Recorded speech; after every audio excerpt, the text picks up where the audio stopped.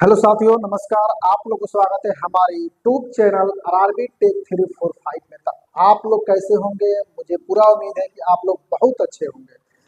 और इसी के साथ थर्ड शिफ्ट का 17 अगस्त 2022 का थर्ड शिफ्ट का ये क्वेश्चन है। और लास्ट वीडियो थर्ड शिफ्ट का है। अगला मैं 18 अगस्त का सभी शिफ्ट का पेपर यानी क्वेश्चन पेपर मैं नेक्स्ट डे कराएंगे। और बारी बारी से पार्ट 1 पार्ट 2 में आपको दिया जाएगा। तो फिलहाल में ये हम देखा जाए कि ये क्वेश्चन क्या है जो पूछा गया था थर्ड शिफ्ट में 17 अगस्त 2022 में जो क्वेश्चन पूछा गया था क्या है देखा जाए। तो क्वेश्चन जैसे आया था कि मानव कोशिका का एग्जाम्पल है। मानव कोशिका का एग्जाम्पल है जो अपने आकार को रूपांतरित करता है। अपने आकार क्या करता है? बदलता है, रूपांतरित करता है यानी बदल देता है। तो वो है WBC। क्या है? WBC है। इसे कहते हैं व्हाइट ब्लड सेल्स कहते हैं। क्या कहते हैं? White white white blood white blood cells कहते हैं। व्हाइट ब्लड क्या कहते हैं? सेल्स कहते हैं। कभी कभी पूछता है कि WC का फुल फॉर्म पूछ देता है। तो याद रखिएगा WBC का फुल फॉर्म होता है व्हाइट ब्लड सेल्स होता है। तो आपको याद रखना पड़ेगा। ये है WBC। ये शरीर को WBC का काम क्या है? शरीर के संक्रमण और बीमारी से क्या करता है? बचाता है। संक्रमण होने से और बीमारी को रक्षा करता है, ये यानी कि बचाता है। WBC जो होता है RBC से रेड ब्लड सेल से, और WBC यानी व्हाइट ब्लड सेल्स RBC किससे क्या होता है? बड़ा होता है। रेड ब्लड सेल से WBC यानी कि व्हाइट ब्लड सेल्स बड़ा होता है।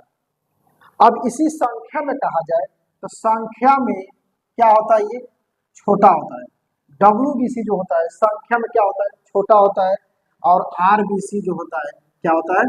बड़ा होता है। ठीक है। संख्या में क्या होता है? संख्या में RBC क्या होता है? बड़ा होता है। और WBC क्या होता है? छोटा होता है। अब सुनिए अगला क्या कह रहा है। अगला क्वेश्चन क्या आया था? चुंबकीय क्षेत्र के संपूर्ण पर कुंडली की गति के कारण प्रेरित धारा की दिशा ज्ञात करने के लिए किस नियम का उपयोग किया जाता है? तो किस नियम का? प्रेरित धारा की देखा कर प्रेरित धारा की दिशा ज्ञात करने के लिए किस नियम? जब प्रेरित धारा की दिशा ज्ञात करने के लिए किस नियम का? तो फ्लेमिंग के दाएं हाथ का नियम का प्रयोग किया जाता है। किसका नियम कहता है? फ्लेमिंग के दाएं हाथ का नियम का प्रयोग किया जाता है। ये फ्लेमिंग का दाएं हाथ का नियम है। इस तरह से किया जाता है। तो ये हमको मोशन दिखाता है, मोशन की गति बल को दिखाता है। ये जो तर्जनी जो है ये क्या दिखाता है? ये आपका मैग्नेटिक फील्ड दिखाता है। और ये जो दिखाता है आपको करंट की दिशा दिखाता है, जो आपको ये फिगर में हम बनाए हैं। ठीक है ना? फिगर मेरा कुछ सही नहीं है और देखिए थोड़ा मेहनत कीजिएगा आप लोग। ये मोशन को दिखा रहा है। क्या है? मोशन को दिखा रहा है। ये आज जो तर्जनी है फील्ड को दिखा रहा है। ये मोशन है, ये फील्ड है, ये क्या है? करंट है। तो ये मोशन को दिखाएगा, गति की दिशा को दिखाएगा। ये क्या दिखाएगा? चुंबकीय क्षेत्र को दिखाएगा। और ये क्या दिखाएगा? करंट को दिखाएगा। यानी करंट है धारा। मध्यमा किसको दिखाता है? धारा की दिशा को इंडिकेट करता है, यानी कि इंगित करता है। तो ये हमारा पूछ रहा था कि चुंबकीय क्षेत्र के संपूर्ण कुंडली की गति के कारण प्रेरित धारा की दिशा ज्ञात करने के लिए किस नियम का उपयोग होता है? फ्लेमिंग के राइट हैंड रूल यानी फ्लेमिंग के दाएं हाथ के नियम का उपयोग किया जाता है। क्या कहता है? फ्लेमिंग के दाएं हाथ का नियम का उपयोग किया जाता है। ध्यान दीजिएगा। अगला क्वेश्चन क्या है? कौन से पदार्थ मानव के किडनी, या तो किडनी आएगा या तो गुर्दा आएगा, किडनी में नेफ्रॉन के नलिकार भाग द्वारा प्रारंभिक निष्पंदन से चुनिंदा रूप से पुनः अवशोषित होता है। वो होता है ग्लूकोज। क्या होता है?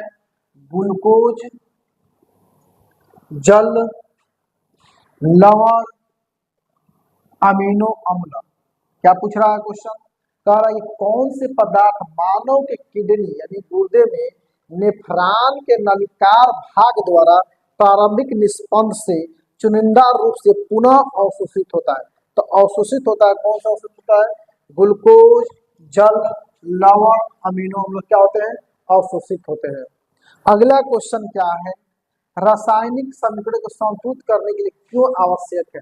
तो रासायनिक समीकरण को संतुलित करने के लिए आवश्यक क्यों है, क्योंकि द्रव्यमान संरक्षण के नियम को क्या करता है, संतुष्ट करता है। इसलिए क्या कर रहा है, एक बार और पढ़िएगा, रासायनिक समीकरणों को संतुष्ट करने के लिए क्यों आवश्यक है, क्योंकि द्रव्यमान संरक्षण के नियम को संतुष्ट करता है। द्रव्यमान संरक्षण के नियम के अनुसार क्या है, न तो द्रव्यमान संरक्षण को द्रव्यमान संरक्षण के नियम को संतुष्ट करता है। ठीक है, ये हमारा क्वेश्चन सिर्फ थर्ड में आया था।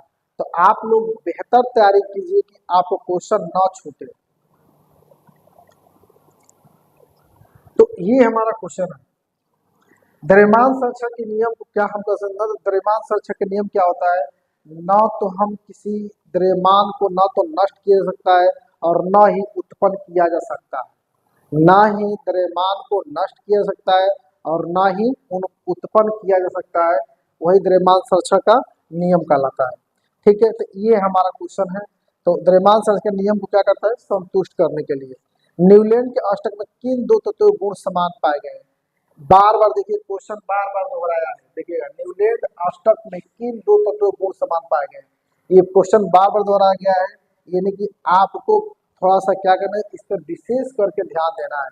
न्यूलैंड पर, न्यूलैंड अष्टक के नियम में किन दो तत्वों गुण समान पाए गए, देख रहे हो हर शिफ्ट में आ रहा है। लिथियम, लिथियम और क्या, सोडियम। लिथियम और सोडियम, लिथियम और सोडियम के क्या है, गुण समान होते हैं। किसके अनुसार, न्यूलैंड के अष्टक में किन दो तत्वों गुण समान पाए गए, लिथियम और सोडियम के गुण क्या पाए गए, समान पाए गए। ठीक है, अगला क्वेश्चन थोड़ा सा यहाँ पे देखिएगा, यहाँ पे दिखाया गया, यहाँ पे निम्न में से पूछा था, निम्न में से रासायनिक अभिक्रिया के लिए संतुलित अभिक्रिया है। संतुलित अभिक्रिया उसमें पूछा था, संतुलन में बैलेंसिंग करने वाला पूछा था।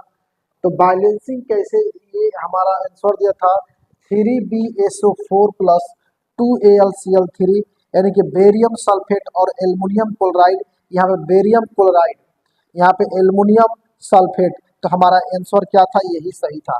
तो ये देखिएगा जो घेरा हम बना रहे हैं, यही क्या था, उसमें आंसर दिया था। कभी कभी हिंदी में दे देता है, तो हिंदी में भी टिक लगाना आपको पड़ता है। आपको आएगा barium sulphate, aluminium chloride, barium chloride और एल्युमिनियम सल्फेट। हिंदी में देगा तो हिंदी में मार लीजिएगा। अगर आपको इस तरीके से देगा तो इस तरीके से क्या है, ये सही है। ठीक है, अगला क्वेश्चन क्या आया था, अगला क्वेश्चन पूछा था कि प्रकाश की एक किरण के अंतरा पृष्ठ पर आपतित होती है, जो अंतरा पृष्ठ के लंबवत दो माध्यमों को अलग करती है। क्या करती है, माध्यमों को अलग करती है। आपतित किरण और अपवर्तित किरण के बीच का कोण किसके बराबर होता है, किसके बराबर, तो वो होता है 0 डिग्री के कोण के क्या होता है, बराबर होता है। तो उसमें ऑप्शन क्या दिया था, 0 दिया था, तो ऑप्शन क्या था, वो सही था। तो आप लोगों को बेहतर तैयारी करके जाना है कि कोई क्वेश्चन छूटे ना। और इसी के साथ हम लोग का वीडियो, ये आज का थर्ड शिफ्ट जो है समाप्त हो गया। अगर आप लोगों को वीडियो पसंद आया होगा तो चैनल को सब्सक्राइब कर दीजिएगा, लाइक कर दीजिएगा और शेयर कीजिएगा। ठीक है दोस्तों, इसी के साथ नमस्कार। और मैं अगला नेक्स्ट वीडियो में लेकर बहुत जल्दी आ रहा हूँ। आप लोग 18 अगस्त 2022 का पेपर बहुत जल्दी वीडियो अपलोड हो जाएगा। आप लोग हमारे चैनल पर जुड़ जाइएगा और देख लीजिएगा। ठीक है दोस्तों, इसी के साथ नमस्कार।